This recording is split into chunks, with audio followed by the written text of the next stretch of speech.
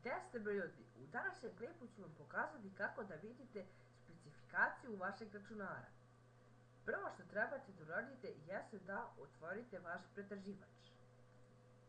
Program se zove Open Hardware Monitor. Download link će biti u opisu klipa. Klikajte na Download Now. Kada se program skinuo, vi tu kliknete, otvorite ovaj file i ovdje kliknite na Yes. I evo ga taj program. Na njemu možete da vidite matičnu ploču, ime matične ploče, procesor, temperaturu od procesora, grafičku karticu, ime vaše grafičke kartice i temperaturu grafičke kartice. I to je to.